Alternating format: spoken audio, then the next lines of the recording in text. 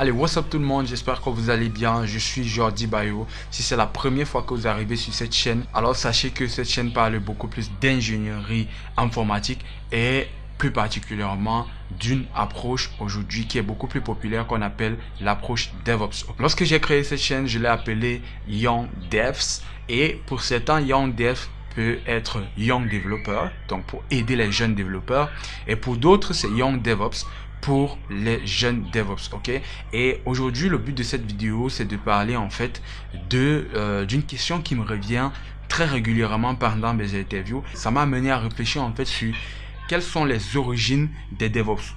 Parce que très clairement, on est d'accord que, je pense qu'il n'y a pas encore une école qui forme un parcours d'ingénierie informatique juste en DevOps. Donc, c'est vraiment pas un outil ni un métier vraiment très spécifique, mais c'est plus une façon de travailler. Et vu qu'il n'y a pas d'école qui le fait, on a donc des DevOps qui viennent un peu d'origines différentes, comme j'étais en train de dire. Et cette question est celle-ci. Êtes-vous plus dev ou opération? Pour ceux qui sont sur la chaîne depuis un certain bon moment et qui me connaissent, savent qu'après l'université naturellement, où j'ai fait un parcours d'ingénierie logicielle, j'ai fait mes preuves en entreprise en tant que codeur, ok, en tant que back-end développeur. Donc j'ai fait du code, j'ai touché du code. Ensuite je me suis intéressé à tout ce qui est système design, à tout ce qui est architecture cloud, à tout ce qui est contrôle, qualité, testing, penser une approche, planifier un projet. Tout ceci m'a très rapidement poussé vers le DevOps, ok. Et justement, ayant donc cette question en face de moi, à chaque fois que j'essaye à chaque fois que j'ai un entretien technique avec un recruteur, le problème, il se pose à quel niveau? Lorsqu'on regarde mon CV, on voit beaucoup plus du développement que j'ai fait par le passé et on se dit, êtes-vous plus dev ou opération? Parce que là, dans votre parcours, on voit pas trop de DevOps. Il y a du DevOps sur une ou deux ou trois entreprises, mais on voit que la plupart du temps, vous avez fait du code, ok? Et aujourd'hui, est-ce que vous êtes plus dev ou plus opération? Et cette question va lever naturellement une autre question, à savoir, peut-on devenir DevOps sans trop d'expérience ou en étant tout simplement junior en informatique? C'est-à-dire, imaginez, vous venez de faire vos premières années, vous obtenez votre DUT, vous faites vos 2 ans, 3 ans, 4 ans, 5 ans ingénieur logiciel, vous sortez. Est-ce que vous pouvez directement devenir DevOps?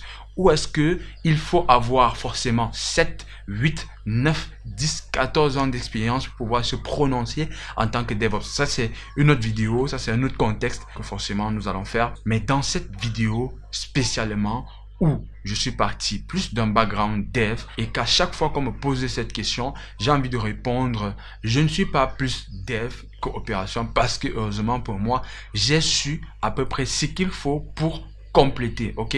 Donc, aujourd'hui, il y a deux origines principales. Les DevOps viennent de multiples origines, mais il y en a deux principalement. Donc, il y a certains qui viennent du côté développement et qui se retrouvent dans le DevOps. Et il y en a certains qui viennent du côté opération et qui se retrouvent dans le DevOps. Et lorsqu'on parle de opération, ça regroupe encore également ceux qui ont fait de l'administration système, ça regroupe ceux qui ont fait du réseau, donc networking engineer, ça regroupe un tas de jobs, ok?